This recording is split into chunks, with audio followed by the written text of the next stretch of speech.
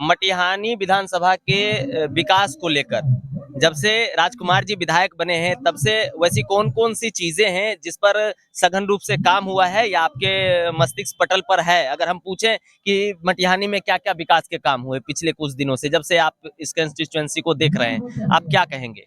मटिहानी विधानसभा की जनता ये कहती है कि मटिहानी के पूर्व विधायक बोगो सिंह जी के पत्नी के नाम से वो जगह परचेज किया हुआ था और उन्होंने उसको दान दिया था, और इस पूरे कार्यक्रम के दौरान आपने किन्हीं को बुलाया तक नहीं। ये पूरा कार्यक्रम स्वास्थ्य विभाग का था और हम लोग की कतई ऐसी मंशा नहीं थी कि भाई किसी आदमी को बुलाओ और किसी को ना बुलाओ। किसी किन्हीं को ये लगा है तो ये दुराग्रह से ग्रसित लोग हैं। हम मौजूद हैं अभी नागदा मैदान में और यहाँ जो है कम्बल वितरण का कार्यक्रम चल रहा है, और कार्यक्रम के दौरान विधायक जी नीचे उतर गए हैं और तमाम जो लोग कम्बल लेने आए हैं उनके बीच जाकर जनसंपर्क कर रहे हैं। हमारे पीछे यहाँ विधायक जी हैं और उनके साथ बेगूसराय के पूर्व मेयर संजय जी भी साथ में, और देखिए किस तरीके से जो है चारों तरफ लोग घिर गए हैं और बात कर रहे हैं। हम यहाँ जुड़ेंगे, विधायक जी से जुड़ेंगे क्योंकि बहुत सारी चीजें हैं, इनसे बात करने की कोशिश करेंगे कि क्या पूरा माहौल है। मटिहानी के विकास को लेकर भी बात करेंगे, किस तरह से पूरा माहौल चल रहा है, और देखिए किस तरीके से जनसंपर्क कर रहे हैं, उनसे पूछ रहे हैं कि 10 नंबर वार्ड से 6 हो, है ना। उसके बाद सर बहुत बहुत स्वागत है आपका न्यूज हॉल्ट पर। बहुत बहुत धन्यवाद आपका। सर, गेल इंडिया लिमिटेड का ये कार्यक्रम है, यहाँ नागदा मैदान में आप यहाँ मौजूद हैं, तो क्या है ये कार्यक्रम सर? कंप्लीट सरकारी है कि आप लोगों का भी कुछ योगदान है? देखिए, ये कार्यक्रम गेल इंडिया द्वारा है, उसके कॉर्पोरेट सोशल रिस्पॉन्सिबिलिटी के तहत है, लेकिन उसको प्रेरणा हमने दी। हमने पूरा प्रयास किया कि भाई आप यहाँ पे काम कर रहे हैं तो आपका इस क्षेत्र के प्रति भी आपका सामाजिक दायित्व बनता है। उन्होंने मेरे इस आग्रह को बड़ी गंभीरता से लिया और हमने लिखित यहाँ से भेजा कि मटिहानी विधानसभा चूंकि ये बाढ़ से भी हमेशा प्रभावित रहता है। आप जो देख रहे हैं कि बाढ़ ग्रस्त इलाके, हम सोच रहे थे कि ये बाढ़ ग्रसित कब हो गया। तो चूंकि आज ये कार्यक्रम करना था यहाँ पे, मुझे ये पता था कि आप ये सवाल जरूर करेंगे कि ये कैसे बाढ़ ग्रस्त हो गया, तो इसी के लिए कर रहा हूँ। क्योंकि ये कार्यक्रम जब हमने इनको अनुशंसा दिया था तो अपने मटिहानी विधान बाढ़ के समय में ही दिया था। मटिहानी विधानसभा जो आपदा से ग्रसित रहता है उसमें बाढ़ भी है, तो उसी के तहत ये आया। तो उसके तहत आया तो हम लोगों ने आज का कार्यक्रम, चूंकि एक इन लोगों को वितरण की शुरुआत भी करनी थी तो हमने बगल में ही यहाँ पे कर लिया, चूंकि ये गरीब लोगों के लिए पूरा ये है। और आपदा चाहे बाढ़ की हो, चाहे आपदा गरीबी की हो, अथवा बारिश की हो, अथवा ठंड की हो, ये सारी आपदा है। अभी ठंड थोड़ा कम हो गया है, ये कार्यक्रम हम लोग चाह रहे थे कि 1 महीना पहले हो जाए, लेकिन सामान के ट्रांजिट में थोड़ा समय लग गया, इसी वजह से विलम्ब हुआ। तो ये पूरा सामाजिक दायित्व के गेल इंडिया के तहत ही है।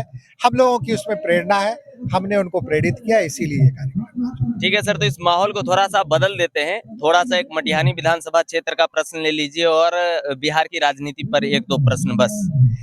कुछ दिन पहले आप मटिहानी विधानसभा क्षेत्र के एक स्वास्थ्य केंद्र का उद्घाटन करने गए थे और उसका शायद सब कुछ संपन्न भी हो गया, वो ढंग से चल रहा है। मटिहानी विधानसभा की जनता ये कहती है कि मटिहानी के पूर्व विधायक बोगो सिंह जी के पत्नी के नाम से वो जगह परचेज किया हुआ था और उन्होंने उसको दान दिया था, और इस पूरे कार्यक्रम के दौरान आपने किन्हीं को बुलाया तक नहीं। नहीं, देखिए, इसका कोई राजनीतिकरण हम लोग नहीं करना चाहते हैं। जितना भी स्वास्थ्य केंद्र बना हुआ है वो किसी न किसी के द्वारा दान दिया गया है, और इसमें ये पूरा कार्यक्रम स्वास्थ्य विभाग का था और हम लोग की कतई ऐसी मंशा नहीं थी कि भाई किसी आदमी को बुलाओ और किसी को ना बुलाओ। क्योंकि हम लोग सब जगह कार्यक्रम कर रहे हैं, इसमें उनको अगर किन्हीं को ये लगा है तो ये दुराग्रह से ग्रसित लोग हैं। उनको ध्यान ये देना चाहिए कि वो जो भवन बन के तैयार था, जिसमें गाय भैंस माना जा रहा था विगत 2-2.5 वर्षों से, जिसका दुरुपयोग हो रहा था, उसका सदुपयोग हो रहा है, ये ज्यादा इंपॉर्टेंस रखता है। क्योंकि उन्होंने जो भवन बनाया था उसका उस वक्त दुरुपयोग ही हो रहा था आज तक, और ये हो रहा है। हम लोग केसावे का भी करवा रहे हैं, वो भवन भी कई सालों से बन के तैयार है, उसका भी हम लोग उद्घाटन करवा रहे हैं। वो हमारे माननीय मुख्यमंत्री जी की माता जी के नाम से है। तो ऐसा नहीं है कि जिनके नाम से है उन सभी लोगों को उनका नाम तो है ही, उनका योगदान तो वहां पे दिख ही रहा है। तो फिर वो रहे ना रहे, अपने ही समय में अगर हो गया रहता तो निश्चित रूप से ये होता, लेकिन ये कोई हमारा कार्यक्रम नहीं था, ये विभाग का कार्यक्रम था। विभाग ने हमें बुलाया वहां पर और हमने इसका उद्घाटन करवाया। सर एक सवाल और बिहार की राजनीति पर करना चाहेंगे। अभी कुछ दिन बाद ही नीतीश कुमार बेगूसराय आ रहे हैं, उनकी जो समाधान यात्रा है उसको लेकर। और दूसरी तरफ लोग एक सवाल बहुत जोर शोर से उठा रहे हैं, आपको भी सोशल मीडिया के माध्यम से देखने को मिलता होगा कि जब से बिहार में महागठबंधन की सरकार बनी है तब से पूरे बिहार में जातीय संघर्ष बढ़ गया है। चाहे वो छपरा का मामला हो, चाहे वो कटिहार का मामला हो, ऐसे बहुत सारे मामले निकल कर सामने आ रहे हैं। एज ए सत्तारूढ़ दल के सचेतक हैं आप, बहुत बड़ी जवाबदेही है आप पर, तो ऐसे माहौल को लेकर क्या कहेंगे आप? देखिए, समय समय पर अगर ऐसा माहौल बनता है तो आपके देखने का नजरिया होना चाहिए कि सरकार का रेस्पॉन्स क्या है, रेस्पॉन्स कितनी तेजी से हो रही है, कितना कारगर रेस्पॉन्स हो रहा है, वो ज्यादा इंपॉर्टेंस रखता है। जहां समाज में ये थोड़ी बहुत खींचातानी हमेशा से होती रही है, जरूरी नहीं है कि महागठबंधन की सरकार आने के बाद से ही ये माहौल बना है। ऐसा माहौल हर समाज, ये बिहार की बात नहीं है, पूरे देश की बात है, हर राज्य में ऐसा कुछ ना कुछ होता है। लेकिन हमारा रिस्पॉन्स क्या है, हमारी प्रशासनिक उस पे चौकसी कितनी है, वो देखने योग्य बात है। सरकार पूरी तरह से चुस्त है और हर इस तरीके के माहौल को सरकार बिल्कुल समय से उसको टैकल करती है। समाज में सामाजिक सौहार्द बनाए रखी हुई है सरकार, इसकी आपको सराहना करनी चाहिए। समाधान यात्रा में जो नीतीश जी यहाँ आ रहे हैं, बेगूसराय आ रहे हैं, क्या है इसके पीछे का, कुछ बताएंगे?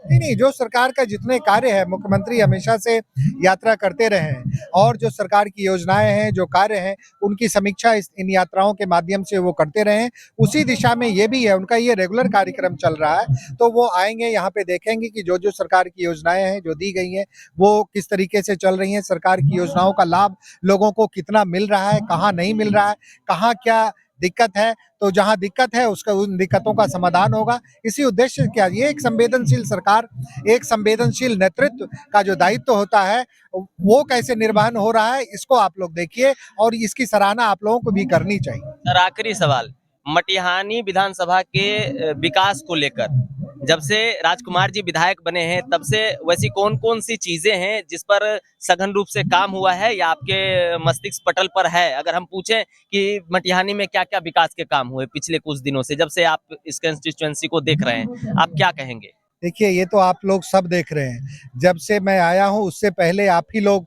सब कुछ दिखाते थे कि वहाँ सड़क नहीं है, वहाँ सड़क में गड्ढे हैं।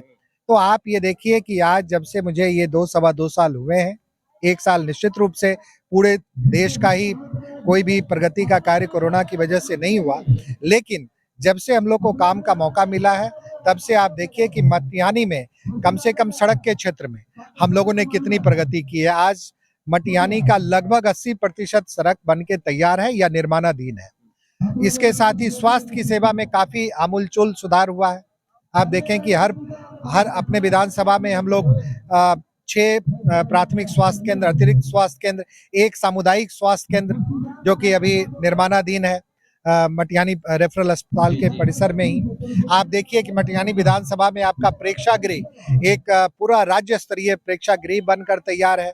और भी और कई जगह पे हाई स्कूल के भवन बन रहे हैं, 4-5 जगह पे तो अभी बन रहे हैं, बाकी का सब टेंडर की प्रक्रिया में है। जितने रोड बचे हुए हैं वो सब टेंडर की प्रक्रिया में है। इसके अतिरिक्त जो एक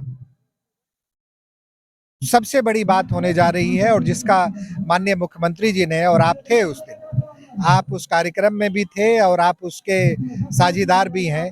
उस दिन जो उन्होंने अनाउंस किया था रिंग बांध के निर्माण, मैंने ही पूछा था उनसे। हाँ, रिंग बांध, वो निर्माण का कार्य भी अपने अंतिम प्रक्रिया में है। चूंकि प्रोजेक्ट बड़ा होता है, उसमें केंद्र की भी स्वीकृति लेनी पड़ती है, तो मुझे लगता है वो अब अपने निर्माण की अंतिम प्रक्रिया में है, डीपीआर की, और वो भी बन के तैयार होगा।